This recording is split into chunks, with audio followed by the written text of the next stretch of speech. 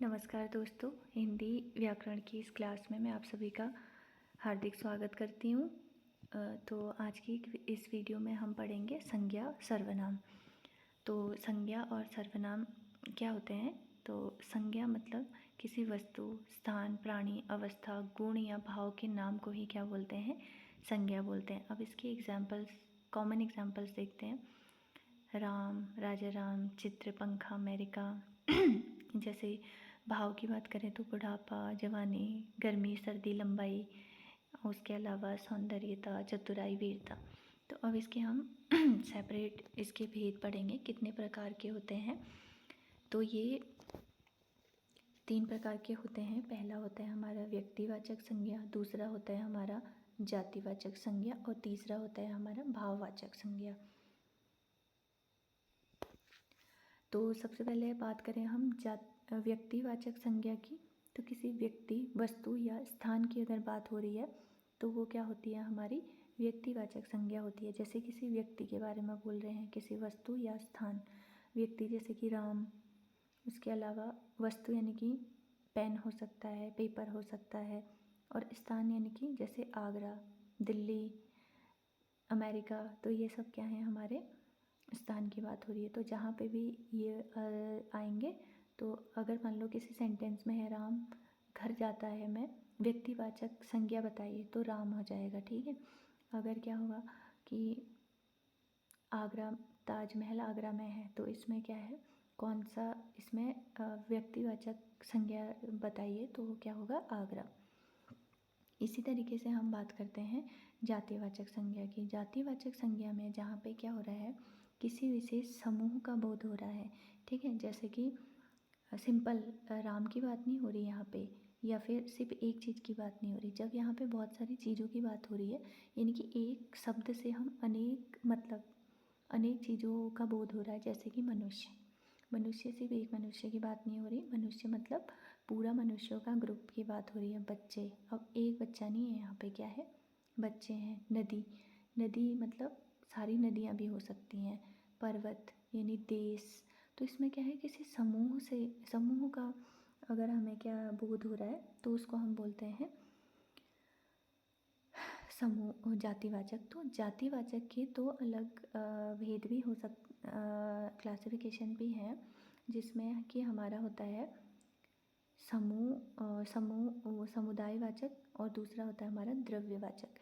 तो समुदायवाचक में जैसे कक्षा, परिवार, या फिर किसी समूह की बात हो रही है, कर्मचारी, क्योंकि क्या कर्मचारियों का समूह है, परिवार है।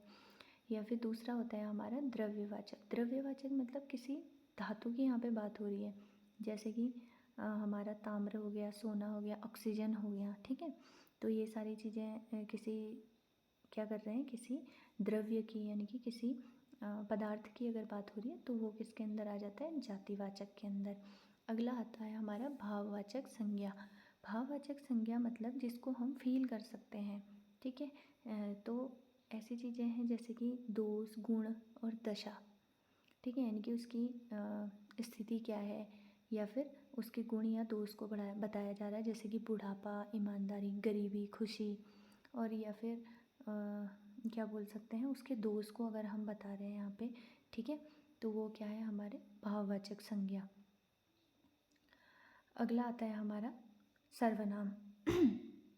उसके अलावा क्या होता है ना, इसको कभी कभी बोला जाता है कि संज्ञा को मतलब जैसे कि हमारा है जातिवाचक संज्ञा को हमें भाववाचक बनाना है, तो मतलब कैसे बनाएंगे? तो इसमें जैसे कि एग्जांपल है इसका, जैसे इंसान है, तो उसको अगर भाववाच्य में बदलना है तो इंसानियत हो जाएगी। मित्र है, उसको अगर भाववाच्य में बदलना है तो मित्रता हो जाएगी। पशु से पशुता हो जाएगी, शत्रु से शत्रुता हो जाएगी। तो इस तरीके से बन जाता है।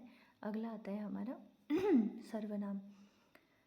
सर्वनाम जो संज्ञा के स्थान पर प्रयुक्त होता है उसे सर्वनाम बोलते हैं। जहाँ पे हम संज्ञा यानी व्यक्ति, स्थान या किसी वस्तु की बात ना करके उसकी जगह पे कुछ शब्दों का प्रयोग करते हैं, उसे हम सर्वनाम बोलते हैं। जैसे कि वह, मैं, तुम, आप, ये सारी चीज़ें जो होती हैं ये किस में आती हैं? हमारे सर्वनाम में आती हैं। ठीक है।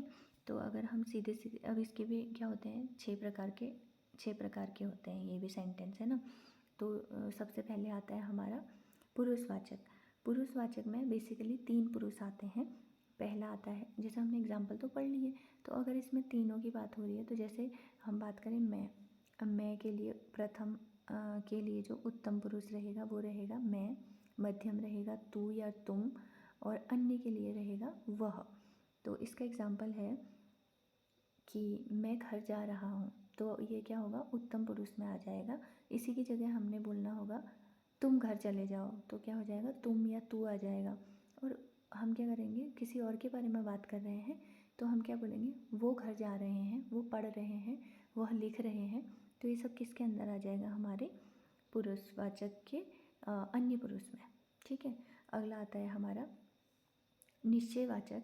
ठीक है। निश्चयवाचक जो होते हैं, निकट या दूर की ओर संकेत करने को बोला जाता है। ठीक है। इसको इसीलिए इसको संकेतवाचक सर्वनाम भी बोलते हैं। जैसे कि इसका एग्जाम्पल है, यह मेरा कमरा है, या फिर यह पेन मेरा है। यानी कि अभी तक तो क्या हो रहा था कि हम बता रहे थे, हम संज्ञा का यूज़ नहीं करके, पेन मेरा है नहीं बोल के यह पेन मेरा है। ठीक है। मेरा घर वहाँ है, तो इस तरीके से जो शब्द हैं वहाँ को बोला गया है, तो वो क्या है, निश्चयवाचक या संकेतवाचक है। उसके बाद अगला है हमारा अनिश्चितवाचक सर्वनाम। किसी अनिश्चित व्यक्ति या वस्तु का बोध कराते हुए जिसका ठीक ठीक पता ना हो। ठीक है। मतलब कि इसमें क्या होता है, किसी चीज़ के बारे में हमें पता नहीं है, फिर भी हम क्या कर रहे हैं, उसको जैसे बताने की कोशिश कर रहे हैं। जैसे कि वहाँ कोई है, या फिर कुछ इस तरीके के जो शब्द हैं, बाहर, वो बाहर है, इस तरीके से सेंटेंस में थोड़ा बहुत गड़बड़ी हुई है। तो इसको आप सही से बता सकते हैं कि ये सेंटेंस कैसे रहेगा। मैं कोशिश कर रही हूँ अपनी तरफ से एग्जांपल्स के थ्रू अच्छे से समझाने की। देन उसके बाद अगला आता है हमारा संबंधवाचक। किसी संज्ञा से संबंध बताने वाले सर्वनाम संबंधवाचक सर्वनाम कहलाते हैं। ठीक है। अब इसमें क्या है कि जो सर्वनाम है वो संज्ञा से क्या कर रहे हैं, संबंध बता रहे हैं। ठीक है। अब इसका एग्जाम्पल है, जो मेहनत करेगा वही सफल होगा। ठीक है। तो यहाँ पे जो की बात हो रही है, तो ये क्या है, हमारा सर्वनाम है, और इसी पे क्या हो रही है, संबंध बताया जा रहा है किसका, सर्वनाम का। यानी कि मेहनत करोगे तभी फल पाओगे। तो इस तरीके से हम बोल सकते हैं, जिसके पास समय है वही काम कर सकता है। तो ये भी इसका एक एग्जाम्पल हो सकता है। अगला है हमारा प्रश्नवाचक। तो प्रश्नवाचक सिंपल नाम से ही है कि इसमें क्या होता है कि जहाँ पे प्रश्न का बोध होता है उसे प्रश्नवाचक सर्वनाम बोलते हैं। और सर्वनाम वही है हमारे, वह, मैं, तुम, आप, तो ये शब्द आ जाएंगे, तो ये हो जाएगा। उसके बाद अगला है हमारा निजवाचक सर्वनाम, जो स्वयं का बोध कराती हैं उसे हम निजवाचक, यानी निज मतलब होता है पर्सनल, जहाँ पे खुद के बारे में बात हो रही है। मैं स्वयं जाऊँगा, मैं उसे अपने बारे में बताऊँगा, मतलब यहाँ पे खुद की बात हो रही है ना। तो इसको हम क्या बोलते हैं, निजवाचक सर्वनाम बोलते हैं। होप कि वीडियो आपके लिए थोड़ा यूज़फुल रहेगी आने वाले एग्ज़ाम्स के लिए। तो चैनल पे मैंने और भी वीडियोस डाली हुई हैं, जिसमें हिंदी मैंने स्टार्टिंग से स्टार्ट करी है, तो आप लोग ज़रूर देखिएगा। और अपने जो है कमेंट्स में मुझे बताइएगा कि क्या मुझे इसमें करेक्शन करने चाहिए और कैसे इसको और इम्प्रूव करना चाहिए। तो आप अपने ज़रूर से मुझे ये चीज़ बताइएगा। और चैनल में नए हो तो प्लीज़ चैनल को सब्सक्राइब करिए, और वीडियो को ज़्यादा से ज़्यादा शेयर कीजिएगा। और वीडियो में यहाँ तक बने रहने के लिए आपका बहुत बहुत धन्यवाद।